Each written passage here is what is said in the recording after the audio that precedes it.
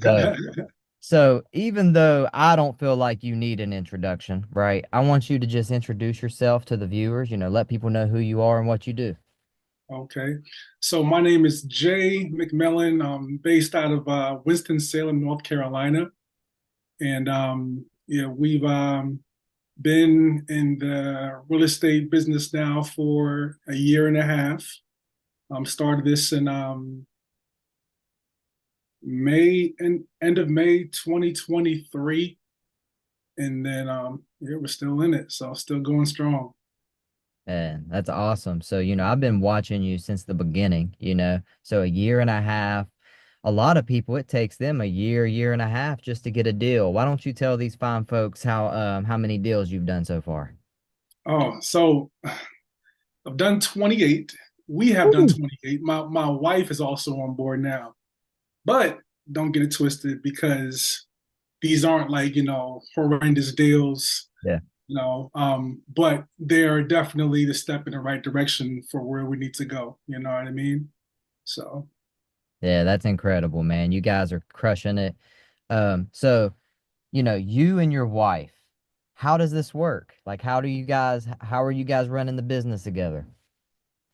uh, so let's see. So she basically runs the the dispo side. Hmm. I do the Smart. acquisitions. Okay. That's what made you guys decide for her to be on the dispo and you be on the seller side. Well, the first in 2023 when I got started, I I started off by myself. My wife had to see, you know, she had to see it work. Yeah. You know what I mean? So when she saw it working, she was like, "Oh, okay, all right. I guess I'll dip my toe in a little bit, you know." And then she did a few things like that year for me just to help me out. But then come January of 2024, she was all in, and she did not want to talk to sellers and get cussed out on the phone because she saw, what I was going through with that. So you kind of have to eat all those FUs, this, that, and the Yeah. third. And she was like, you know what? I can handle the dispo side because she saw how it was talking to buyers. Yeah. And, it seemed a little bit more along her lines of what she That's wanted to do. cool.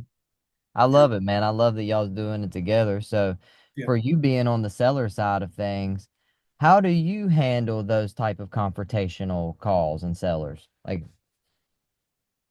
How do I handle it? yeah, like, how mentally, how do you get past it to keep calling and keep going? Uh, um, so anybody who wants to learn how to cold call, just go to New York City and have random conversations with strangers. Yeah. There you go. There you go. I love that. I was a I, trainer at a gym, and like back before the pandemic yeah. in New York City, and I had to approach people on how to do something correctly, in Yeah. the gym while they're doing something, while they're squatting or benching, whatever, in New York City. So do that for a little bit, then you'll be all Yeah, so right.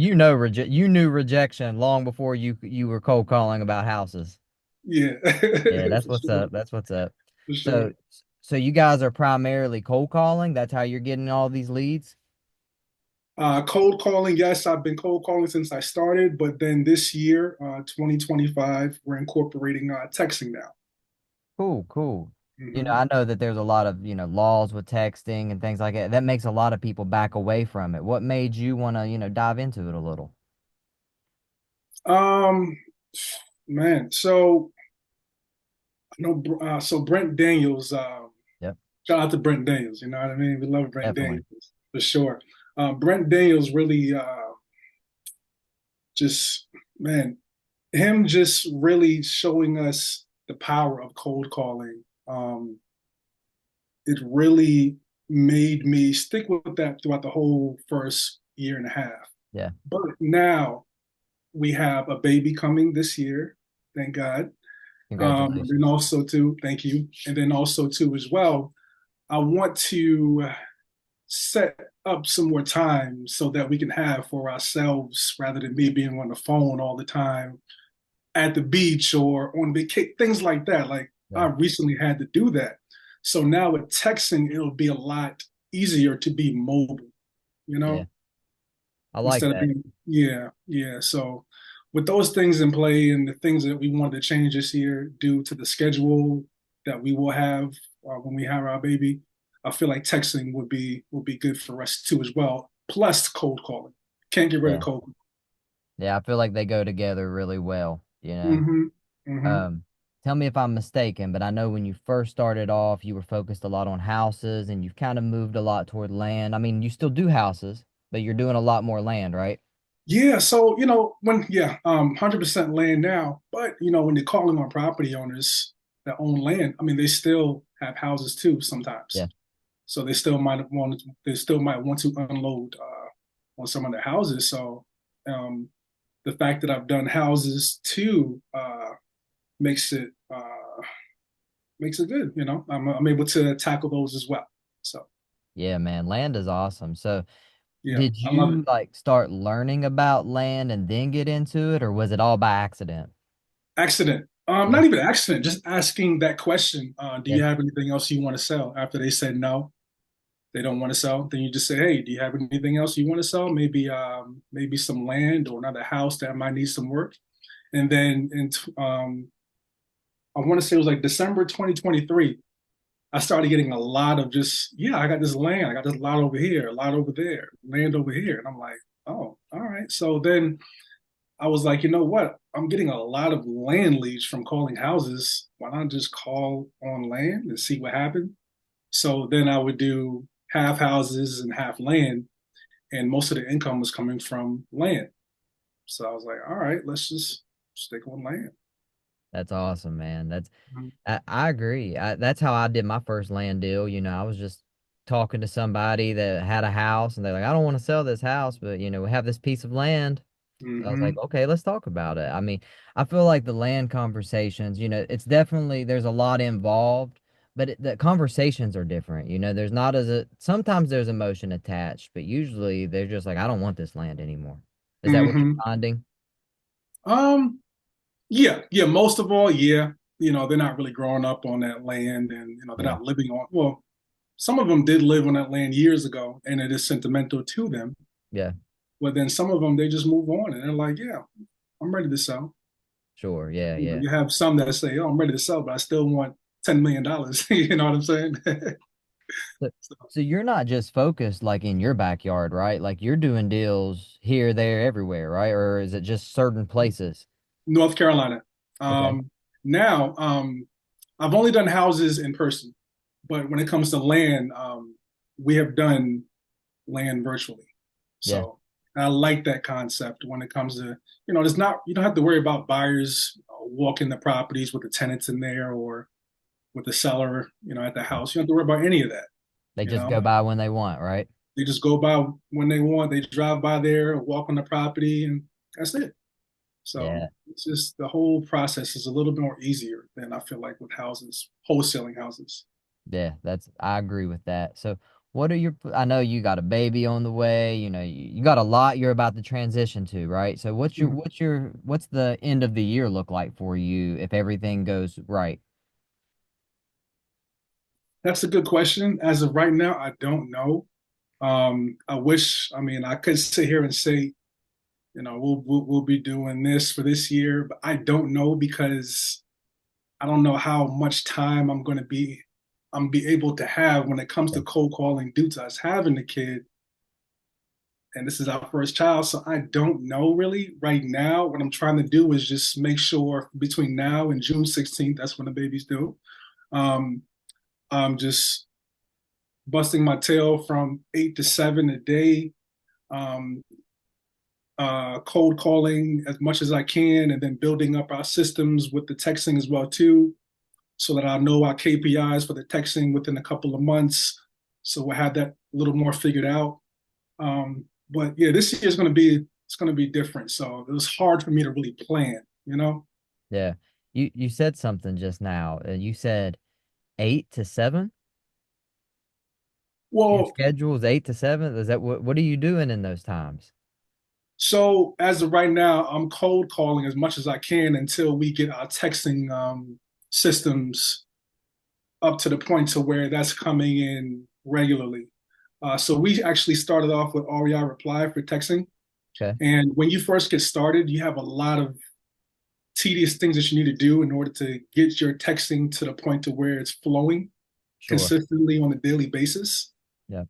So you have to season your numbers, things like that, you know? Mm-hmm. So that takes a little time, but we're almost there now as well. So our goal is to have 1,000 texts going out every day. And once that's going on, once that's started, that should be pretty much good by the end of this week. Then I'll be able to say, okay, I'm utilize this time to follow up with the texts that were received, and this time to cold call, this time to follow up, things like that. Awesome, man. That's awesome. So Mhm. from the beginning, a year and a half ago when you first started, let's say the first day, were Right. you always spending this much time on the business, or did it gradually you start spending more and more time as you've seen results? Gradually, gradually. So I still personal train too as well online from clients that I had back in New York.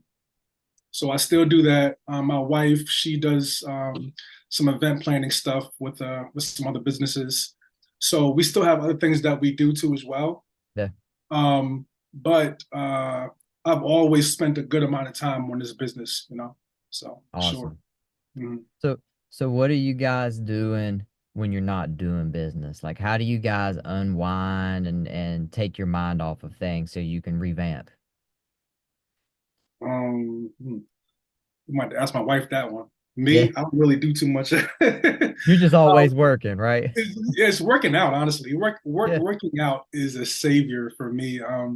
Working out in the morning, that's what I do on a daily basis. I work out in the morning. I need to have that workout in the morning, you know? How much Um, time do you spend on that? about an hour and it's about an hour and a half now when it comes to getting my workout in, a little bit of cardio, and then stretch, and then go in the sauna for a second, and then I come back home, be on the phones by 8 o'clock. Man, that's a good schedule. So are you doing anything else besides working out? Like are you reading? Are you journaling? Are you doing anything extra in the mornings? So Meditating? I'm horrible at reading. I'm getting better at meditating. Um, when it comes to journaling, I'm getting better with that too as well, a Okay. little bit, you know. But I do listen to audibles though. Awesome. Okay. Yeah, You listening yeah. to anything right now? Yes. Go for no. Ooh, okay. Who wrote that?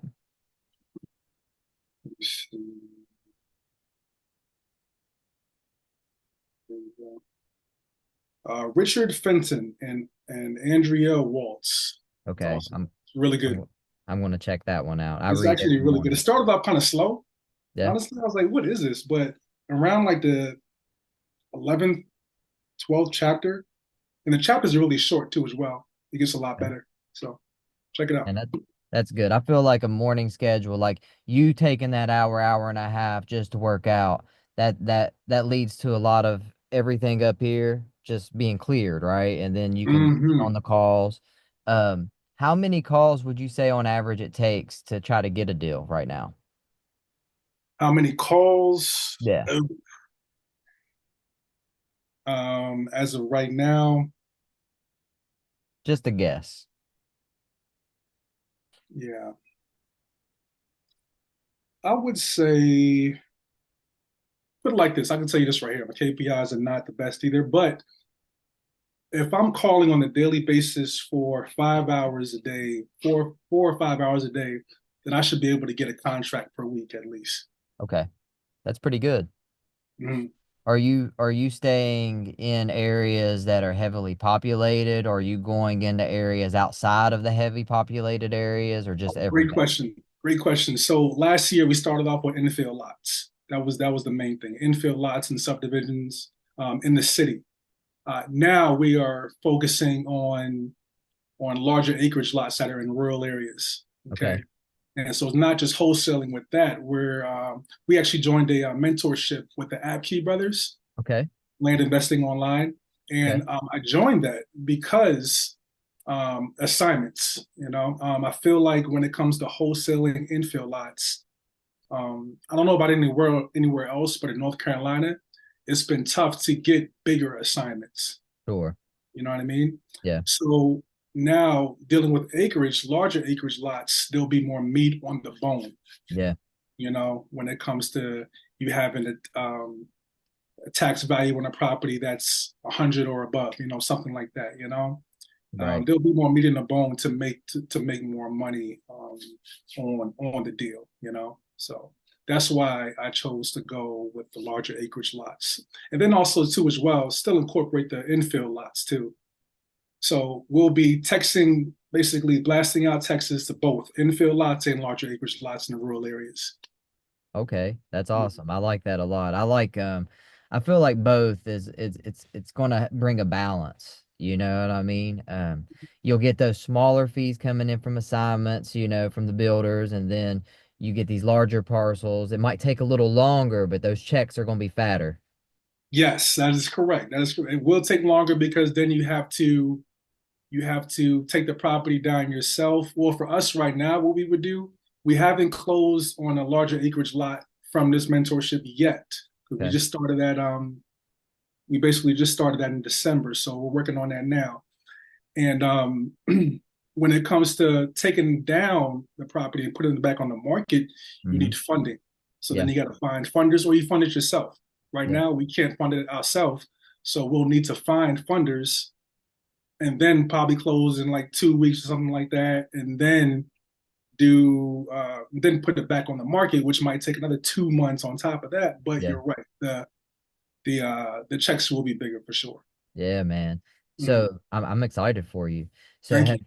have you looked into or have you done this yet to where, you have a builder that you work with, you have an infill lot, and maybe they don't want to give you an assignment that you want. Have you ever tried to get money on the back end, like do a deal with them where, they can do the work and then you get paid at the end and get more money? Or is that just not of interest? I've never had that. I've heard about that, Yeah. and that's been in talks from time to time from a few people that we know who are builders, Yeah. buyers, but that's never happened yet. Um, I don't know. I can't really tell you too much about that, honestly. But I don't think I would want to do that. Yeah. I would really need to trust that buyer or that builder, Yeah. or I guess we'll just have to have an agreement in place. But I don't know. That's a good question. I'm not really sure. I think that could help you if you found the right buyer that you trusted, you had a good relationship with them. I think that could help the infill side just for you to get more on the end. I think I was talking to Jay Mora, and Jay Mora was telling me he did something similar Okay. recently. He did a deal. I don't know if he bought it and then did a creative deal with this builder or how he did it exactly. Hmm. But the whole process is you teach me this process and then I'll get paid at the end. You don't have to pay me up front. Um, so I don't know. It's just something to think about. Teach me the process. I like that. Okay. So he was actually on board throughout the whole process when it came to I the think he's house doing being that built. right now. Like this is something that's he's in the process of doing. Oh, Um, interesting. Okay. yeah. So maybe you should talk to him about that. I don't. Maybe he can bring you some insight just to see. But yeah, I think you're on the right path. I mean, I know you're on the right path, brother. I mean, you've been crushing it. You know what I mean? Man, yeah. I will say like to anybody who is getting into this business, just don't don't compare yourself. That is a thief of Yeah. joy. You Yeah. know, I went through that last year, just trying to looking at people and what they're doing, and it just takes away from what you're doing. Yes. Um, Comparison is definitely the thief of joy. So just have the tunnel vision on what you're doing, still learn from others, but then have tunnel vision and keep moving forward in your journey. That's why I've seen people like I'm in the VO all the time, right? Still Yeah. with the TTP, right? And I see people, close fat deals, great deals, and they're on houses. And I'm like, man, should I go back to houses? Yeah. Because this guy just closed $100,000 deal, 80, 60, whatever. But I'm like, look, land, let's stick with it. My gut feeling, I feel like God is telling me stick with this route. So that's what I'm gonna do. I don't think you can go wrong there, man. You listen to, God's intuition and what he's telling you to do, and you'll make the right choice. I love land.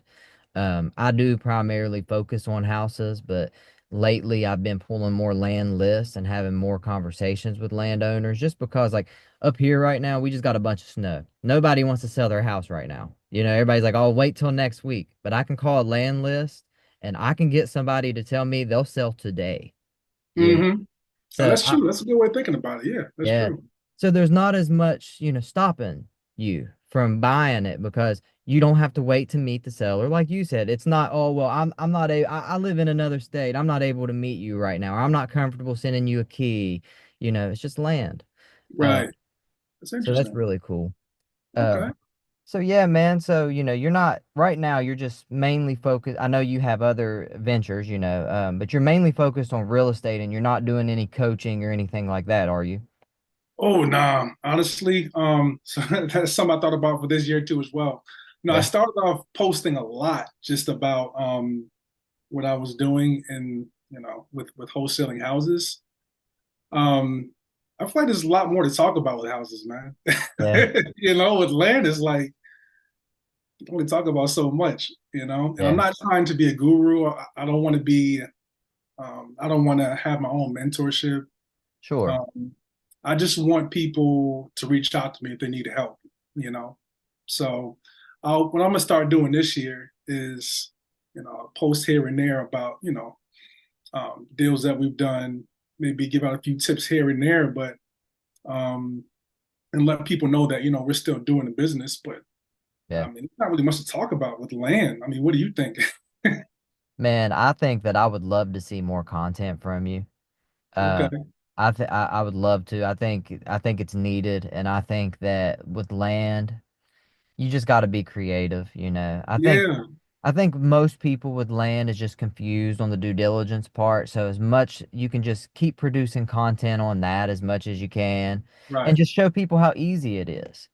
Yeah. Even though it's not easy, it is easy, easier, and just show Easy. Yeah. people your process. And I feel like showing people your process is all you need to do. Uh, Okay. but I'd love to see more content from you. Cool. Yeah, I've been You have to battling. do That's a it. good question. I've been battling that in my head this year. Like, should I post more or Yes. not much to talk about? you know? Yeah. Because you're not offering coaching, but the more you post and the more people see you, like Brent says, the more business you're going to do, the more Right. referrals you're going to get. Yeah. That Yeah. like this year I've made it I'm trying to post a video at least, 5 times a week, almost every day as much as Awesome. possible. It's good stuff. Yeah. And I feel like it's going to work. I watched RJ Bates, you know who that is? Hmm. I watched RJ. He posted once a day all year last year, and he's up millions of views. He's up tons of subscribers. So it's really Yeah. helped his business. Okay. Uh, so All yeah, right. I'm gonna man. figure that out, man. I needed that talk. Thank you. I needed that talk. Hey, man, that's what we're here for. We're part Yes, of the sir. Rhino tribe, and ever since I've watched you from the beginning and I've reached out to you, I've stayed watching and stayed. You're consistent. That's why I rock with you. All right. Thank you. I appreciate that. I appreciate that. Yeah, man. So we're running out of time here. Yep. But before we go, is there, what can you leave people with? Um, just man, like Nike said, just do it. Honestly, just do it. Life is short. You never know when your last day is, your last minute is. You don't want to be lying on your deathbed thinking, "Man, I should have tried this. I should have tried that." So just go out there and just make it happen. And if you feel like you can't do it because of certain reasons, do whatever you can just to make that vision happen. That's it. It's not going to be easy. It's going to be hard. It's going to be cutthroat. It's going to hurt sometimes, but it'll work. Just keep on putting in that work, and you'll be fine. That's it. Love it, man. And yeah, and don't be afraid to spend those 8 to 7s, right? What's that? Don't be afraid to spend those 8 to 7s. You got Oh to yeah, work, put the exactly. time Don't be in. afraid, dude. You better like the work. You better Yeah. work for sure. Where can they reach out to you, man? Oh man, you can reach out to me on Facebook. My Facebook is my name, Leartis Jay McMillan II, and then my Instagram is called J McProperties. So you can go in there and check me out. And if you have any questions about land, houses too, reach out. I got you.